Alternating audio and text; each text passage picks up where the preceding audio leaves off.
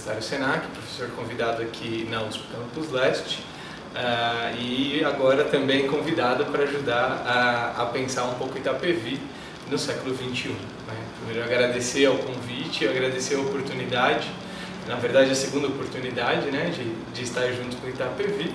E sem mais delongas, vamos entrar ao tema. É muito interessante quando a gente está falando... O tema, na verdade, ele me provocou bastante, até pela ordem. Não sei se a ordem foi pensada assim, ou se foi por acaso, na verdade, que é assistência social, cidadania e criança e adolescente. A primeira coisa que me veio à cabeça quando eu vi o tema é um pouco de uma mudança de perspectiva. Né? Por quê? Porque se a gente for pensar a criança, num primeiro momento, a gente vai ver que historicamente ela era tida como um adulto pequeno, na verdade. Né? Ela não era dado a ela os mesmos direitos especiais, na verdade.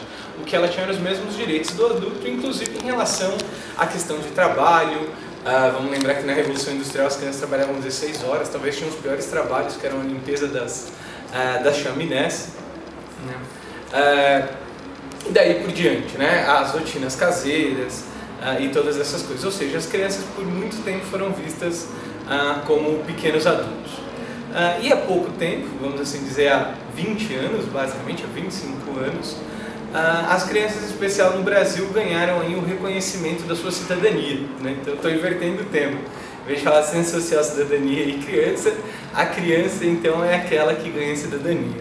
E a cidadania é bastante interessante porque a gente trabalha dentro de uma perspectiva de ganhar direitos, ou seja, a criança deixa de ser vista como um ser qualquer, né? E passa a ser visto então como um ser portador de direitos. E como um ser portador de direitos, ela passa a ter direitos especiais. Né? A criança, ao contrário dos adultos, como é sabido, ela precisa em determinados momentos da sua vida, nas suas diferentes fases de desenvolvimento, diferentes direitos para que elas possam crescer com qualidade, vamos assim dizer. Então, na primeira infância, um direito mais assistido à proximidade com a mãe, ou à amamentação, à nutrição. Num segundo momento, já numa segunda infância, aí, aos 3 aos 6 anos, o período escolar, né, o primeiro momento do período escolar. Ou seja, ao longo do seu crescimento, até a gente chegar à fase adulta, vamos assim dizer, a partir dos 18 anos, a criança ela vai necessitando de direitos diferenciados frente aos adultos para que ela possa se desenvolver melhor. Porque se a gente fosse dar as mesmas quantidades de direitos para os adultos, a gente ia acabar aí tendo uma deturpação disso.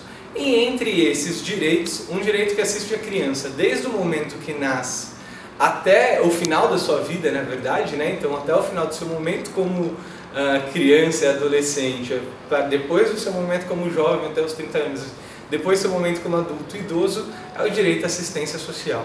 E esse direito como um direito fundamental, não só garantido pelas nossas instituições, mas também um direito que é determinante nesse processo da vida das crianças. E aí entra, acho que o papel especial de Itapevi, de pensar os seus próximos anos. Né? A gente costuma falar na administração pública como um todo que um dos problemas é a falta de planejamento. Então essa oportunidade de se pensar planos para as crianças, para se pensar em Itapevi como a gente quer daqui a 20 anos para as crianças e para adolescentes é uma ótima oportunidade. E o primeiro passo para isso então, já que a gente está pensando os 20 anos, é planejar esses próximos 20 anos e saber como queremos essas crianças. Às vezes dar essa resposta são difíceis, né? Falar, nossa, 20 anos, 30 anos, 100 anos, né? Mas a gente pode começar a pensar isso primeiro pelos valores, né? Então, o que nós queremos que essas crianças tenham como valores, né? O que nós queremos que elas tenham no século XXI, em Itapevi em especial. Então, nós queremos que elas todas tenham uma educação de qualidade, nós queremos que todas elas tenham acesso a um sistema de saúde com qualidade e específico para atendimento para as crianças e adolescentes, ou ainda antes, nós queremos que elas tenham direito no seu nascimento à amamentação, ao contato com a mãe. Então, todas essas políticas públicas que vão ser pensadas para as crianças e os adolescentes, elas têm que ser planejadas porque elas acontecem aí a médio e longo prazo, né? Vamos lembrar que, por exemplo, se a gente fala aí que a gente quer Itapevi com todas as crianças na escola, a gente está falando de construção dessas escolas, está falando de um processo que vai demorar aí seus 2, 3 anos, talvez mais. Se a gente está falando que a gente quer um Itapevi onde todas as crianças têm acesso ao pediatra, onde todas as crianças têm acesso, onde todas as mães têm acesso a um ginecologista, a um obstetra e daí por diante, a gente está falando desde a formação de um médico até a construção de um hospital, e isso vai levar alguns anos. Então a primeira etapa, sem sombra de dúvida, é se planejar, saber onde queremos ir, né? Saber os valores que nós queremos e saber como se planejar. E esse passo agora é fundamental. O segundo passo, acho que já demos, né?